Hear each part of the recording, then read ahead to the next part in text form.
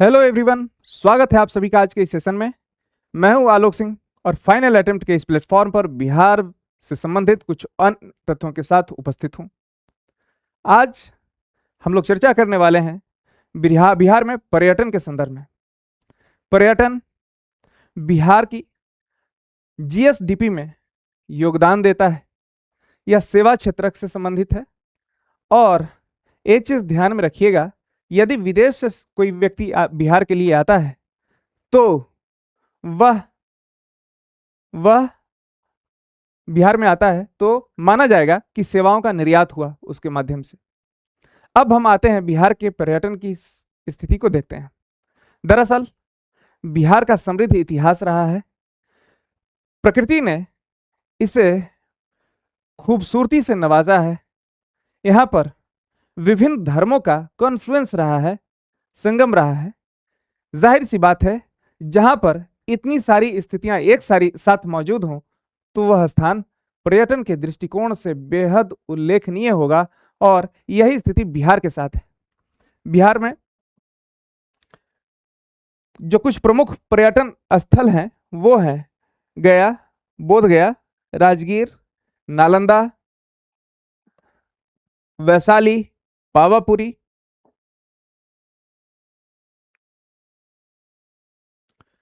विष्णुपद, तख्त हरमंदिर, मनेर शरीफ धार्मिक स्थल है।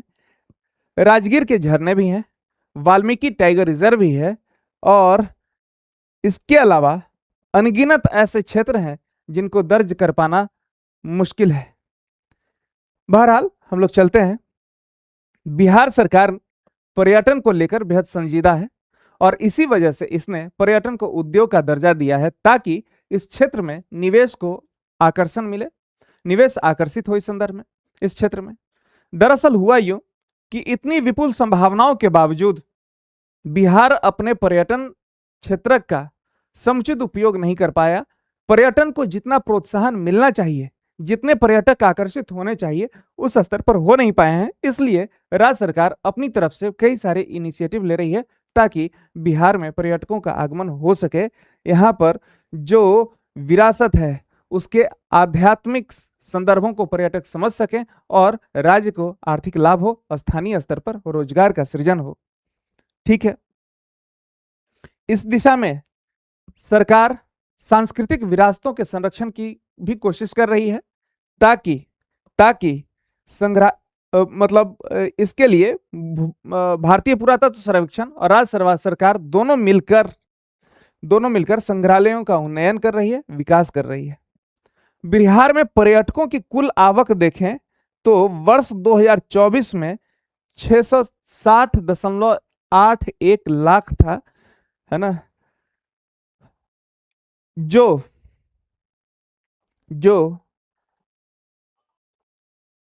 वर्ष 2024 में, है ना, बिहार में कुल पर्यटकों का आगमन, घरेलू पर्यटकों का, जबकि विदेशी पर्यटकों का आगमन 7.37 लाख हो गया। अब आइए आगे चलें, कुछ प्रमुख पर्यटन स्थलों को देखें। देखिए, बिहार की सांस्कृतिक विरासत और अतीत को समझने के लिए उसके संग्रहालयों की यात्रा बेहद अहम हो जाती है। कभी मौका मिले तो बिहार संग्रहालय जरूर जाइएगा, पटना में अवस्थित है। आप अपनी सांस्कृतिक जड़ों से, ऐतिहासिक जड़ों से परिचित हो पाएंगे, है ना।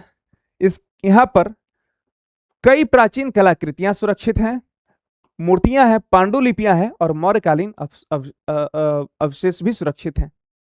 इसके साथ साथ राज्य सरकार भी हाल के दिनों में बहुत कुछ कर रही है। इसी श्रृंखला में बापू टावर का निर्माण किया गया है, पटना में ही, गर्दनी बाग में स्थित है। यहाँ पर महात्मा गांधी के आदर्शों, उनके मूल्यों, उनके विरासत को संरक्षित करने की कोशिश की गई है, सहेजने की कोशिश की गई है।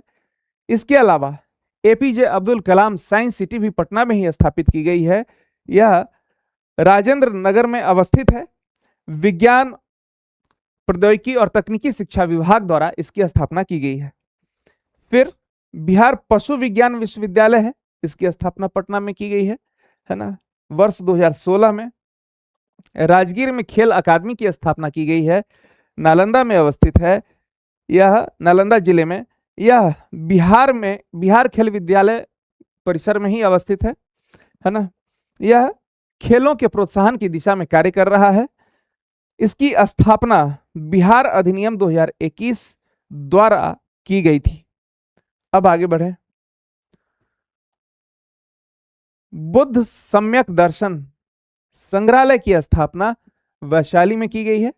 यह भारत का सबसे ऊंचा स्टोन स्तूप है, बौद्ध कला और दर्शन संग्रहालय है। बिहार की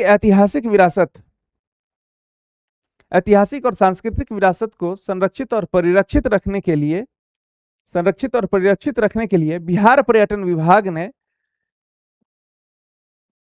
बिहार को कुछ खास सर्किटों में विभाजित करने की चेष्टा की है ना। इसमें 8 पर्यटन सर्किट शामिल ये चिन्हित किए गए हैं। पहले ही हम लोगों ने चर्चा की है, विभिन्न धर्मों की स्थली रही है यह बिहार, तो जाहिर सी बात है उस धर्म से संबंधित महत्वपूर्ण ऐतिहासिक स्थल होंगे, सांस्कृतिक स्थल होंगे। और इसी श्रृंखला में एक बुद्ध सर्किट है ना, बुद्ध सर्किट का विकास किया गया है ताकि जो बौद्ध धर्म की विरासत है उससे हम अवगत हो सकें, संसार भर से जो बौद्ध धर्मावलंबी हैं उनका बिहार आगमन हो सके। इसमें महात्मा बुद्ध के जन्म, उनके निर्वाण, महापरिनिर्वाण, उग्रह से संबंधित उपदेश इत्यादि से संबंधित जो स्थान है उन्हें चिन्हित किया गया है और पर्यटन स्थल के रूप में उन्हें विकसित किया गया है। जैसे बोध गया गया जी जिले में अवस्थित है, राजगीर नालंदा जिले में अवस्थित है, वैशाली वैशाली जिले में अवस्थित है, नालंदा नालंदा जिले में ही अवस्थित है, लौरिया पश्चिम चंपारण में है ना। इसके अलावा पूर्वी चंपारण में देखें कौन कौन से स्थल हैं, लौरिया अरेराज है ना, और केसरिया स्थान है जो पूर्वी चंपारण में अवस्थित है। इसी तरह से भागलपुर में विक्रमशिला अवस्थित है। विक्रमशिला विश्वविद्यालय के बारे में आप लोगों ने सुना ही होगा। जहानाबाद भी बौद्ध धर्म से संबंधित है ना। अब देखें हम जैन सर्किट से संबंधित स्थलों को। जैन सर्किट से संबंधित जो स्थल हैं उनमें वैशाली में तो है ही इंपॉर्टेंट, भागलपुर का नाथनगर और चंपानगर भी बेहद इंपॉर्टेंट है। इसके साथ साथ मंदार हिल बांका में यह भी महत्वपूर्ण है, लछौर जमुई में यह भी काफी महत्वपूर्ण है। और हम देखते हैं नालंदा में कुछ स्थलों को, तो इसमें राजगीर, समोसारण, कुंडलग्राम और पावापुरी महत्वपूर्ण है जैन धर्म के लिहाज से। ठीक है, और इस पर आधारित बौद्ध सर्किट और फिर जैन सर्किट का विकास किया जा रहा है। अब देखते हैं रामायण सर्किट। रामायण सर्किट के अंतर्गत जो प्रमुख स्थल हैं उन्हें देख लीजिए। पटना का महावीर मंदिर, पटना जंक्शन से जो निकलेंगे आपको आगे महावीर मंदिर नजर आएगा, वहां दर्शन के लिए जाते ही होंगे। तो पटना का महावीर मंदिर, जानकी मंदिर पुनौरा धाम का सीतामढ़ी में यह अवस्थित है। सीता जी के जन्म स्थान से ही संबंधित एक और है स्थान, वो है हलेश्वर स्थान, सीतामढ़ी में ही है। पंथ पाकर यह भी सीता जी से संबंधित है। कहा जाता है कि जब सीता जी जनकपुर से अयोध्या जा रही थी तो यहां पर रुकी थी, थोड़ी देर के लिए विश्राम की थी, है ना।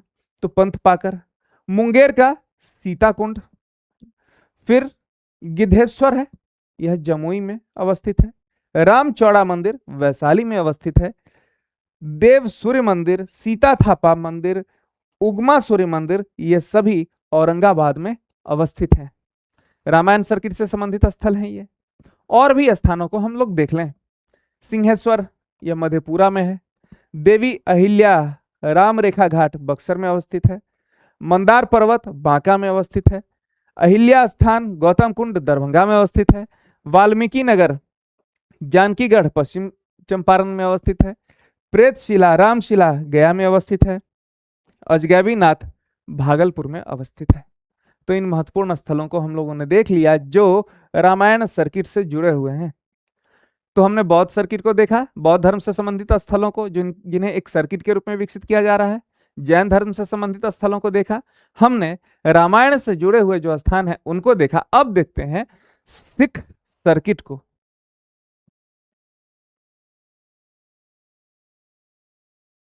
देखिए, सिख सर्किट के अंतर्गत देखें तो तख्त श्री हरमंदिर साहिब पटना में अवस्थित है। 17वीं बीपीएससी में इससे संबंधित प्रश्न पूछा गया था, है ना। ठीक है। प्रकाश पुंज यह गुरुद्वारा है, गायघाट में अवस्थित है, पटना के ही गायघाट में अवस्थित है। इसके अलावा हम देखें तो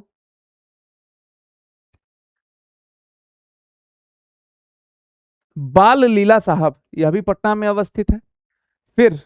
फिर बड़ी संगत गुरुद्वारा भागलपुर में अवस्थित है। रजौली संगत नवादा में अवस्थित है। इसके अलावा गुरुद्वारा कंगन घाट यह यह ना ये गुरुद्वारा कंगन घाट यह भी पटना में ही अवस्थित है। गुरुद्वारा का बाग यह भी पटना में ही अवस्थित है। गुरु नानक कुंड को देखें तो यह नालंदा में अवस्थित है। पक्की संगत गुरुद्वारा मुंगेर में अवस्थित है। तेग बहादुर गुरुद्वारा गया जी में अवस्थित है। चाचा फागुमल यह रोहतास में अवस्थित है। ठीक है, फिर से एक बार देख लें हम लोग सिख धर्म से संबंधित स्थलों को। तख्त श्री जो साहब है पटना साहब पटना में ही है। प्रकाश पुंज गुरुद्वारा पटना में ही है। गुरुद्वारा कंगन घाट यह भी पटना में ही है। गुरुद्वारा का बाग यह भी पटना में ही है। और बाल लीला साहब गुरुद्वारा गाय घाट यह भी पटना में है। नानक कुंड राजगीर में है। पक्की संगत गुरुद्वारा मुंगेर में है। बड़ी संगत गुरुद्वारा भागलपुर में है। राजौली संगत नवादा में। तेग बहादुर गुरुद्वारा गया जी में। चाचा फगुमल रोहतास में अवस्थित है। तो सिख सर्किट से संबंधित स्थलों को हम लोगों ने देखा। अब देखते हैं सूफी सर्किट से संबंधित स्थलों को। देखिए, इब्राहिम बया का मकबरा, बड़ी दरगाह और छोटी दरगाह यह सब कहां पर अवस्थित है? बिहार शरीफ में। हसपुरा दरगाह सिवान में अवस्थित है। कुंवर पीर बाबा दरगाह छपरा में अवस्थित है। दरगाह दरिया शाह बाबा बक्सर में अवस्थित है। शेर शाह सूरी का मकबरा सासाराम में अवस्थित है। आमझर शरीफ दरगाह हसपुरा औरंगाबाद में अवस्थित है। हजरत बीबी कमल मकरेरी यह जहानाबाद में अवस्थित है। बतख मियां अंसारी का मोतिहारी में अवस्थित है। मनेर शरीफ दरगाह यह मनेर में अवस्थित है। ठीक है, कुछ और स्थलों को देख लें। पटना में कौन कौन से हैं, है ना। खानकाह इमादिया कलंदरिया, बेगम हजाम मस्जिद, खनकाह मुजबिया ये सभी फुलवारी शरीफ में अवस्थित हैं पटना के। खनकाह मुनेमिया कमरिया, हजरत मुनीम पाक, बाप दरगाह यह सभी पटना में अवस्थित है। हाजीपुर करबला हाजीपुर में अवस्थित है। यहां पर एक और है, मामू भांजा की दरगाह है हाजीपुर में। दरगाह हजरत दाता कंबल शाह चिश्ती यह मुजफ्फरपुर में है। मजार हजरत मखदूम भीका शाह सैलानी दरभंगा में अवस्थित है। मजार पीर अनाउल्लाह पीरजादा सुपौल में अवस्थित है। मजार हाजी शबीर शाही वर्सी अररिया में अवस्थित है। दरगाह ख्वाजा सैयद अजमतुल्लाह चिश्ती पूर्णिया में अवस्थित है। मजार पीर हजरत पीर शाह नफी जामिया रहमानी खानकाह यह सभी मुंगेर में अवस्थित है। मजार हजरत लाल मोहम्मद शाह जंगी भागलपुर में अवस्थित है। देखिए, हमने धार्मिक दृष्टिकोण से महत्वपूर्ण स्थलों को देखा जिन्हें सर्किट के रूप में विकसित करने का कार्य सरकार द्वारा किया गया है। अब इको टूरिज्म सर्किट का भी विकास किया गया है, वह भी देख लीजिए। इको टूरिज्म के दृष्टिकोण से भी बिहार बेहद महत्वपूर्ण है। वाल्मीकि टाइगर रिजर्व, उदयपुर वन्यजीव अभयारण्य और अमावन झील ये तीनों कहां है? पश्चिम चंपारण में है। ठीक है। संजय गांधी जैविक उद्यान इको पार्क पटना में है। इसके साथ साथ कैमूर वन्यजीव अभयारण्य यह कैमूर में है। ठीक है। इंद्रपुरी बराज, तुतला भवानी जलप्रपात, मांझर और धुआं कुंड रोहतास में है। कशीस जलप्रपात भी रोहतास में है। ककोलत जलप्रपात नवादा में है। बराबर की गुफाएं जहानाबाद में है। अब देखें मुंगेर में कौन कौन है। सीता कुंड भीम बांध वन्यजीव अभयारण्य मुंगेर में है। विक्रमशिला गंगा डॉल्फिन अभयारण्य भागलपुर में है। कुशेश्वर स्थान पक्षी अभयारण्य दरभंगा में है। कांवर झील पक्षी अभयारण्य बेगूसराय में है। नागी बांध जमुई में है।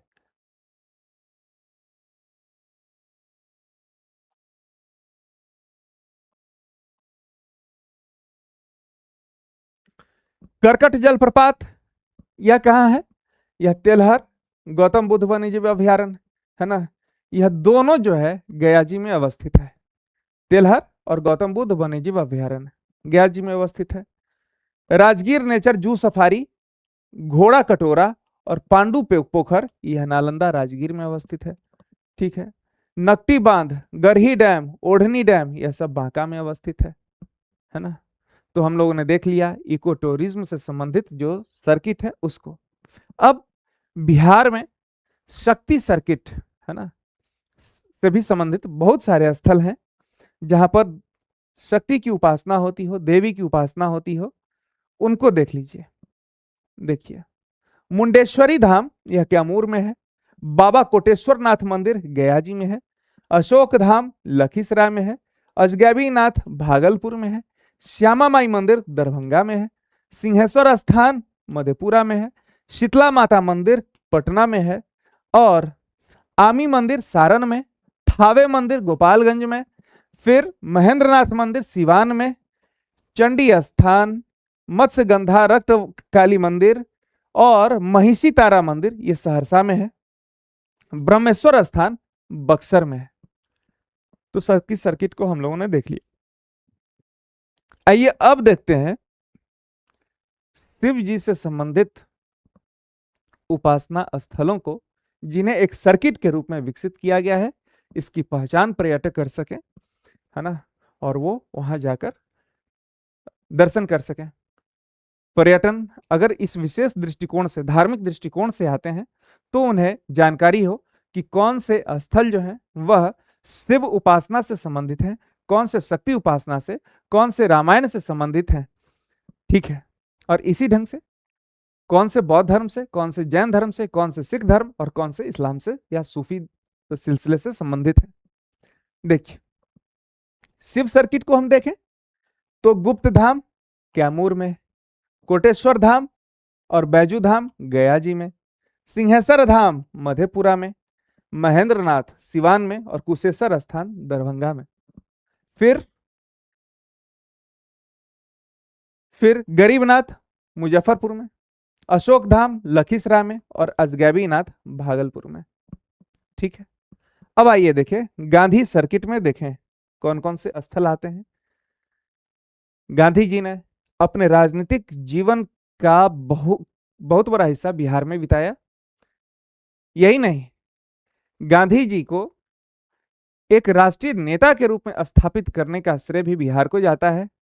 उन्होंने पहले पहल जो चंपारण में कृषक सत्याग्रह किया वह सफल रहा और इससे प्राप्त अनुभवों को गांधी जी ने पूरे देश में लागू किया और अल्टीमेटली लोगों को राजनीतिक रूप से प्रशिक्षित करते हुए देश को स्वतंत्र कराया।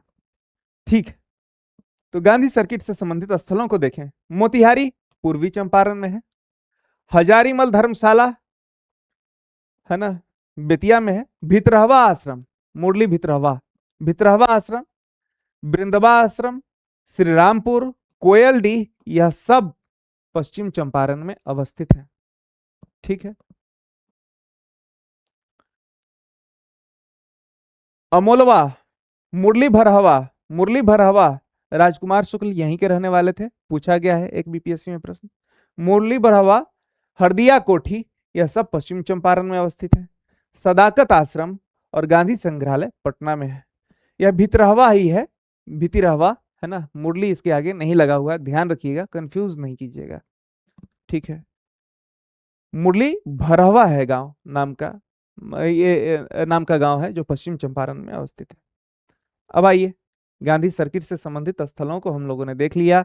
जो PYQ है उसको अच्छे से कीजिएगा, बहुत बहुत मदद मिलेगी रिवीजन में, है ना।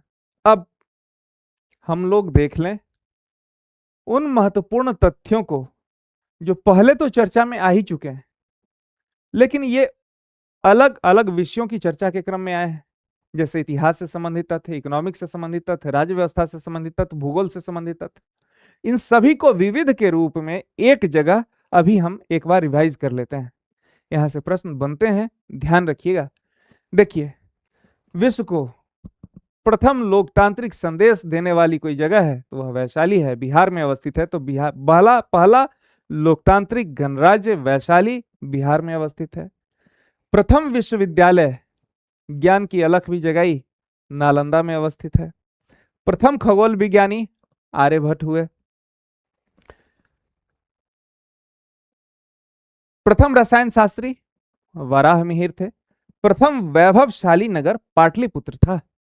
प्रथम बौद्ध संगीति का आयोजन राजगृह में 483 ईस्वी पूर्व में किया गया था। प्रथम जैन संगीति का आयोजन पाटलिपुत्र में चंद्रगुप्त के काल में किया गया था। ठीक है, अब देख लें। प्रथम गणितज्ञ थे आर्यभट्ट। प्रथम राष्ट्रपति थे डॉक्टर राजेंद्र प्रसाद। प्रथम महिला सांसद मीरा कुमार, है ना। संविधान सभा के प्रथम अस्थायी अध्यक्ष सच्चिदानंद सिन्हा थे। संविधान सभा के प्रथम अस्थायी अध्यक्ष डॉक्टर राजेंद्र प्रसाद थे। औपनिवेशिक अंग्रेजी शासन में प्रथम भारतीय राज्यपाल कौन थे? सत्येंद्र प्रसन्न सिन्हा। ठीक है। सबसे बड़ा मेला सोनपुर में लगता है, सोनपुर छपरा में, है ना। देखिए, प्रथम पशु विज्ञानी कौन थे? तो पाल काप्य। प्रथम पशु विज्ञानी एंशियंट हिस्ट्री में पाल काप्य थे। प्रथम अहिंसक आंदोलन चंपारण सत्याग्रह हुआ था। अब बिहार में जो जो फर्स्ट है उसको हम देख लें। राज्यपाल जो बिहार के थे वह जयराम दास दौलत राम थे, पहले राज्यपाल बिहार के। बिहार के पहले मुख्यमंत्री श्री कृष्ण सिंह थे। बिहार में वर्तमान में मतलब सबसे अधिक समय तक मुख्यमंत्री रहने का रिकॉर्ड नीतीश कुमार जी के पास है। 10 बार यह मुख्यमंत्री हुए बिहार के। पहले दलित मुख्यमंत्री भोला पासवान शास्त्री थे। निर्दलीय व्यक्ति भी बिहार में मुख्यमंत्री रहे हैं, वह थे महामाया प्रसाद सिन्हा। ठीक है। महिला मुख्यमंत्री श्रीमती राबड़ी देवी। मुस्लिम मुख्यमंत्री अब्दुल गफूर। विधानसभा के पहले अध्यक्ष रामदयालु सिंह थे। विधान परिषद के प्रथम सभापति राजीव रंजन प्रसाद सिंह थे।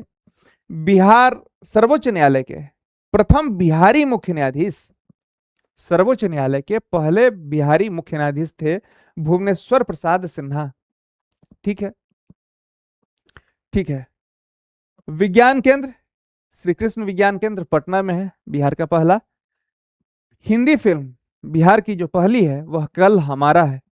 भोजपुरी फिल्म बिहार की वह गंगा मैया तो है पियरी चढ़ाइबो, है ना।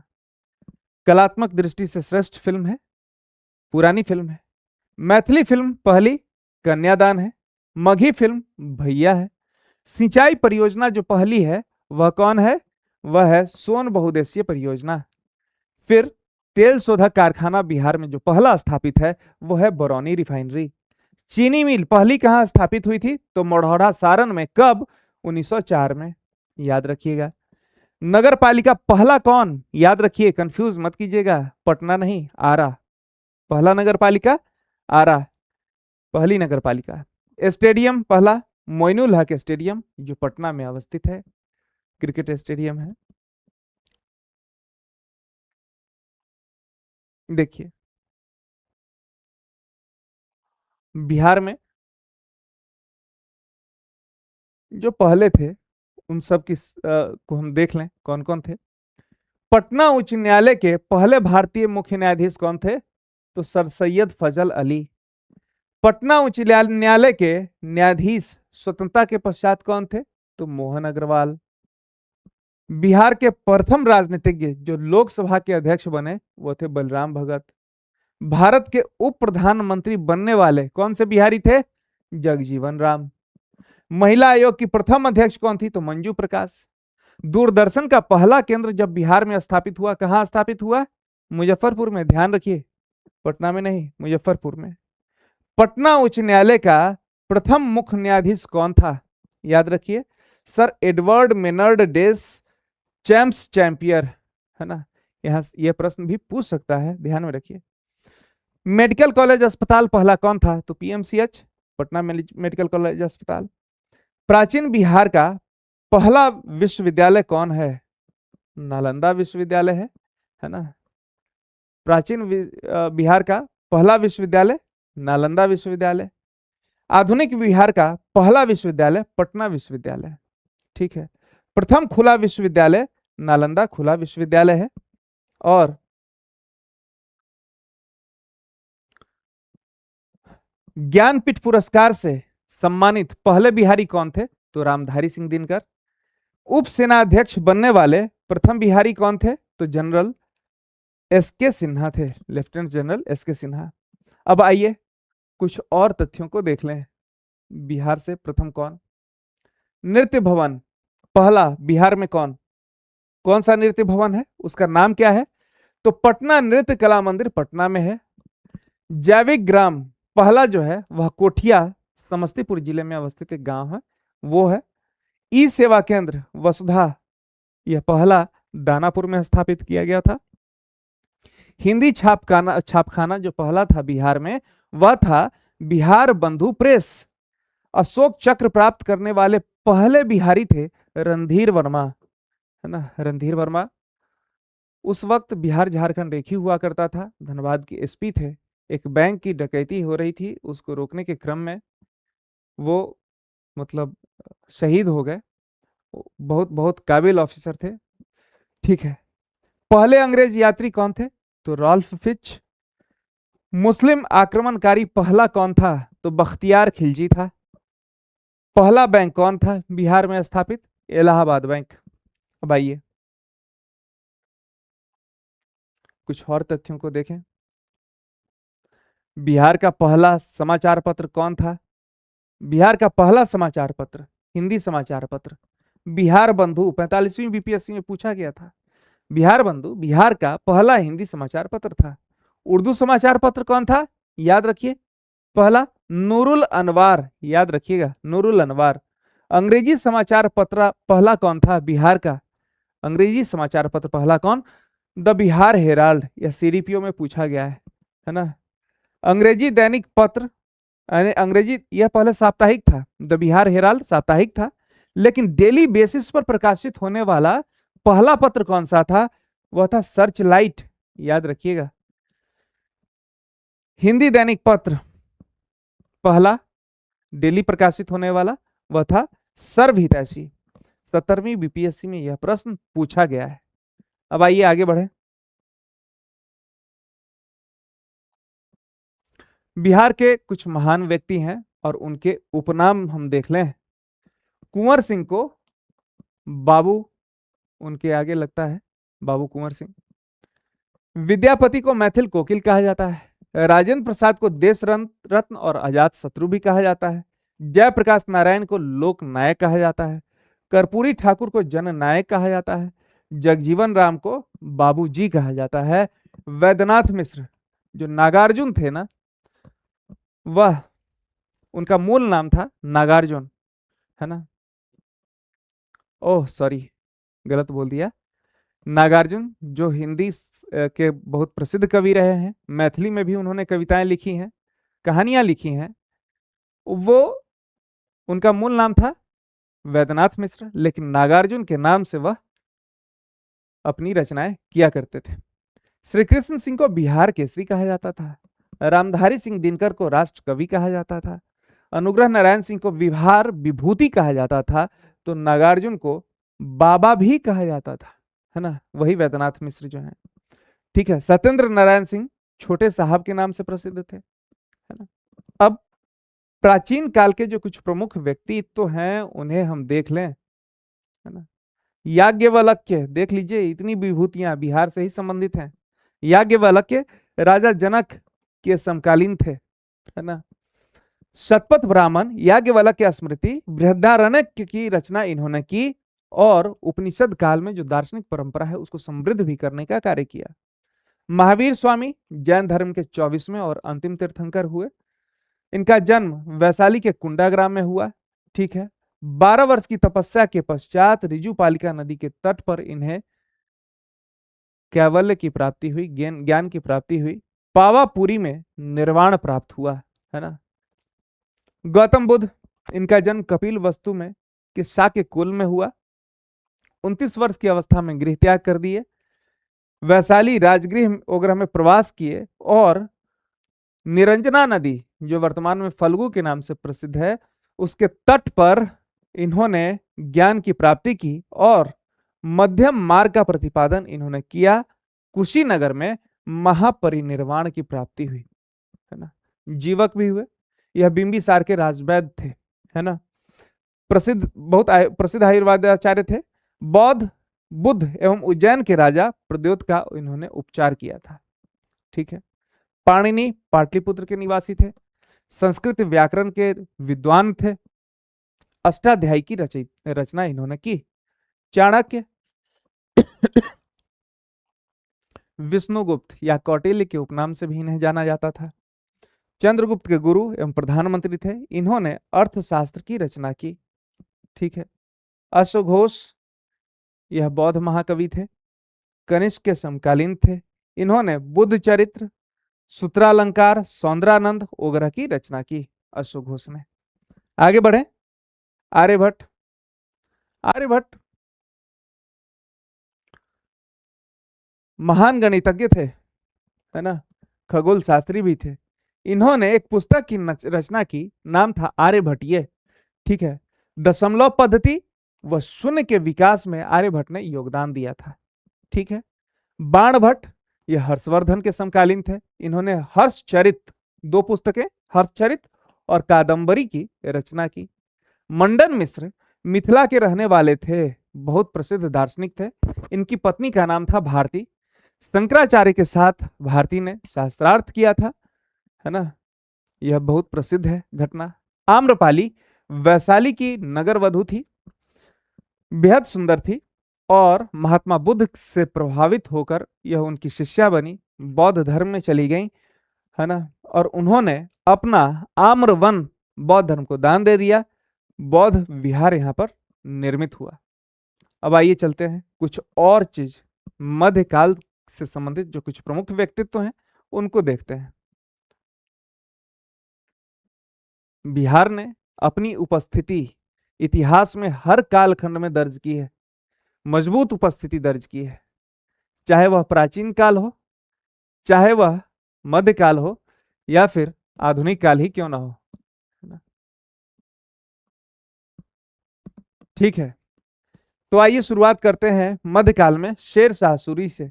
शेर शाह के बचपन का नाम फरीद था, पता है आपको। 1539 ईस्वी में चौसा युद्ध में हुमायूं को हराया इन्होंने और 1545 तक इन्होंने शासन किया, है ना। अफगान शासक थे। मुगल सत्ता को थोड़े समय के लिए समाप्त किया और सूर वंश की स्थापना की। देश में बंगाल से लेकर पंजाब तक एक सड़क का निर्माण किया, जो ग्रैंड ट्रंक रोड के नाम से अभी प्रसिद्ध है। 1542 ईस्वी में चांदी का सिक्का, है ना, रुपया का प्रचलन किया था। कृषि, संचार, यातायात वगैरह में काफी बड़े पैमाने पर सुधार किया था। इनका मकबरा सासाराम में है और अफगान वास्तुकला का यह बेजोड़ नमूना है। चलिए आइए आगे चलते हैं।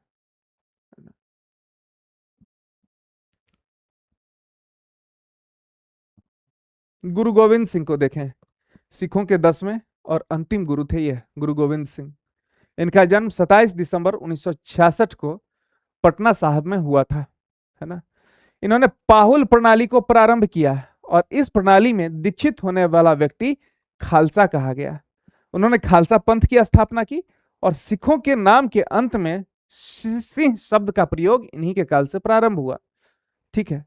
सिखों के लिए पंचककार, पंचककार मतलब क से शुरू होने वाले जो शब्द हैं, केश, कंघा, कड़ा, कृपान और कच्छ, कच्छा जो होता है उसको अनिवार्य कर दिया इन्होंने, है ना। 10वें बादशाह का ग्रंथ नामक एक पूरा ग्रंथ का इन्होंने संकलन किया। 1708 ईस्वी में नांदेड़ नामक, नांदेड़ महाराष्ट्र में अवस्थित है, यहाँ पर एक अफगान था, उसके द्वारा इनकी हत्या कर दी गई। शेख सरफुद्दीन याहिया मनेरी को देखें। शेख सरफुद्दीन याहिया मनेरी जो है वह मनेर में 1263 ईस्वी में इनका जन्म हुआ था। इनका मूल नाम शेख सरफुद्दीन अहमद था। 14वीं सदी में बिहार के यह प्रसिद्ध सूफी संत थे। बिहार में सूफी आंदोलन का इन्हें सर्वश्रेष्ठ प्रतिनिधि माना जाता है, शेख सरफुद्दीन याहिया मनेरी को। सूफी आध्यात्मिक साहित्य के बहुसर्जक रचनाकार थे और फिरदौसी सिलसिला है ना, सूफी जो पंथ है उससे संबंधित, जो फिरदौसी सिलसिला है उससे ये संबंधित है। विद्यापति,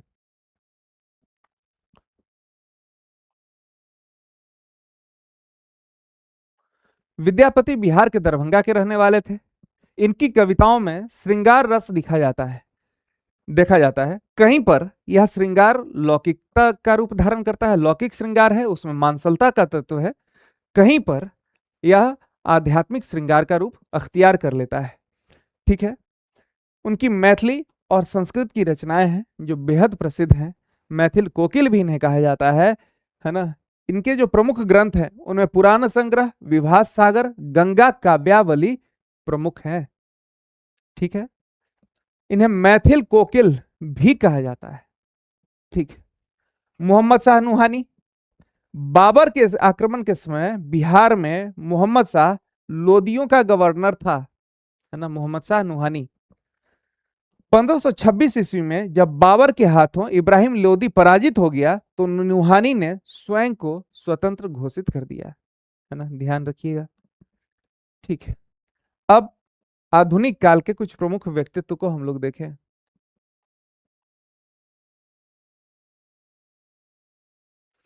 तिलका माझी, तिलका माझी जो है इनका जन्म 11 फरवरी 1750 को हुआ था। भागलपुर में संथाल ट्राइब से यह आते थे, जनजाति से आते थे।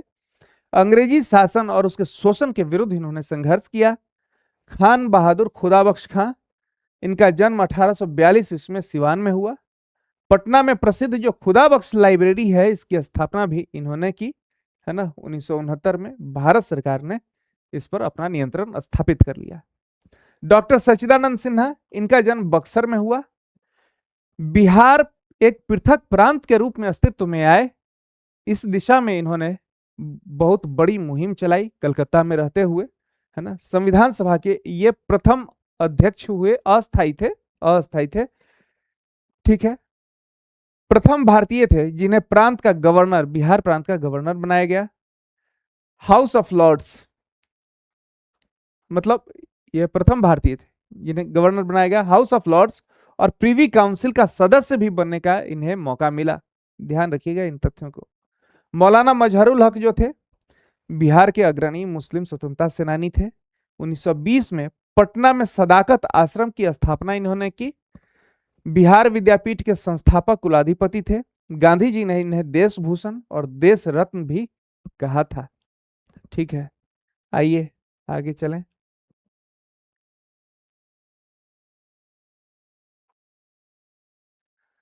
हसन इमाम, हसन इमाम पटना के बैरिस्टर थे।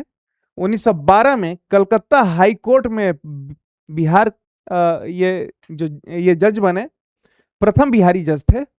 1921 में बिहार उड़ीसा विधान परिषद के प्रथम उपाध्यक्ष बने। साइमन कमीशन का इन्होंने विरोध किया, है ना। यह हसन इमाम से संबंधित तथ्य है। सत्येंद्र प्रसन्न सिन्हा को देखें तो यह बिहार के प्रथम भारतीय गवर्नर थे, सत्येंद्र प्रसन्न सिन्हा। 1919 के भारत सरकार अधिनियम के तहत नियुक्त हुए और 1921 में इन्होंने इस्तीफा दे दिया था। डॉक्टर राजेंद्र प्रसाद, इनका जन्म 3 दिसंबर 1884 को सिवान के जीरादई नामक स्थान पर हुआ था। भारत के प्रथम राष्ट्रपति थे यह, 2 कार्यकाल के लिए भारत के राष्ट्रपति रहे। संविधान सभा के अस्थायी अध्यक्ष नियुक्त किए गए थे और इंडिया डिवाइडेड नामक पुस्तक इन्होंने लिखी। 1963 में सदाकत आश्रम में रहते हुए इनका देहावसान हो गया। फिर आए भिखारी ठाकुर। भिखारी ठाकुर का जन्म 1887 में सारण जिले के कुतुबपुर में हुआ। इन्हें भोजपुरी साहित्य में योगदान देने के कारण भोजपुरी का शेक्सपियर कहा जाता था, है ना। ये लोक गायक थे, कलाकार थे। इनकी एक विश्व प्रसिद्ध कृति है, नाम है उसका विदेशिया।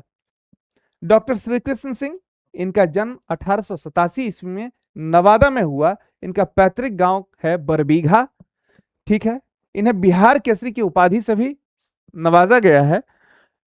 बिहार के पहले मुख्यमंत्री रहे 1946 से 1961, और 1940 में जो बिहार में माने व्यक्तिगत सत्याग्रह मूवमेंट महात्मा गांधी ने शुरू किया था, तो बिहार में जो प्रथम सत्याग्रही हुए वह श्री कृष्ण सिंह थे। अनुग्रह नारायण सिंह, इनका जन्म 18 जून 1887 को औरंगाबाद के पोइयावा में हुआ था। ठीक है, इन्हें बिहार विभूति की भी संज्ञा दी जाती है। 1917 में जो चंपारण सत्याग्रह गांधी जी ने किया था, उसमें यह गांधी जी के साथ रहे थे। फिर राहुल सांकृत्यायन, इनका जन्म 1893 ईस्वी में उत्तर प्रदेश में हुआ था। इनका मूल नाम केदारनाथ था। इन्हें महापंडित की उपाधि प्रदान की गई थी। ये सिवान के अंबारी या अन्नवारी जो सत्याग्रह था उसमें इन्होंने नेतृत्व किया था।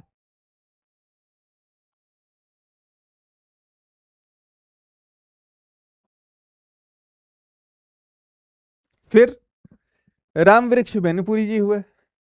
बेनीपुरी जी का जन्म 1899 में मुजफ्फरपुर में हुआ। यह स्वतंत्रता सेनानी थे। युवक समाचार पत्र के संपादक थे। इनकी प्रमुख रचना थी माटी की मूर्तें। यह चिंता लिखा हुआ है, चिंता नहीं, चिता के फूल, चिता के फूल, संघमित्रा वगैरह इनकी प्रमुख रचनाएं हैं। जयप्रकाश नारायण 1902 में सारण के सिताब दियारा में जन्मे थे। इन्हें लोक नायक के नाम से प्रसिद्धि मिली थी। 1942 में हजारीबाग जेल से भागे और इन्होंने आजाद दस्ता बनाया।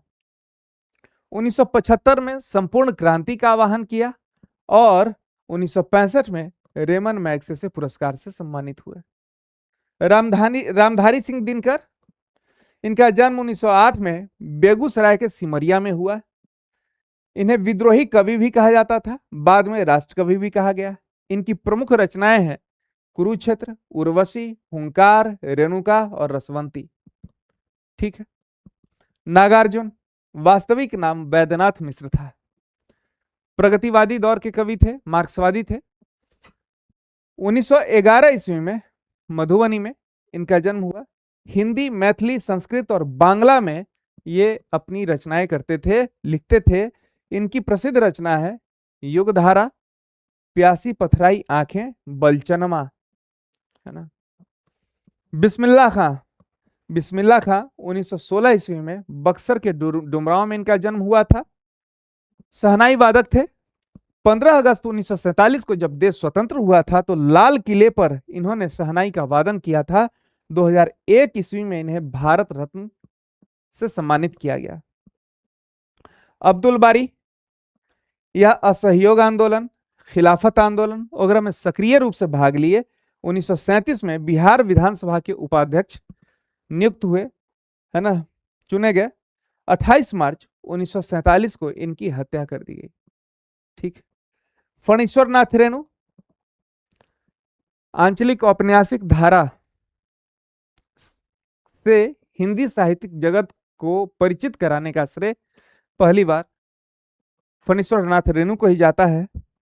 इनका जन्म वर्तमान अररिया के औराही हिंगना में हुआ था, है ना। प्रमुख रचना है इनकी मैला आंचल, परती कथा, है ना। कर्पूरी ठाकुर, इनका जन्म 1924 ईस्वी में समस्तीपुर में हुआ। गरीबों के मसीहा के नाम से भी विख्यात थे और बिहार के दूसरे उप मुख्यमंत्री और 1970 में मुख्यमंत्री बने। ठीक है, अब और आगे बढ़े तो आज बिहार विशेष से संबंधित आपकी चर्चा, यह चर्चा यहीं समाप्त होती है। उम्मीद है आप लोग इससे लाभान्वित होंगे, इस वीडियो को देखेंगे और अपने सुझाव देना न भूलेंगे। सुझाव अवश्य दीजिए। इस चैनल पर को सब्सक्राइब कीजिए, वीडियो को लाइक कीजिए और अधिक से अधिक लोगों तक शेयर कीजिए। धन्यवाद।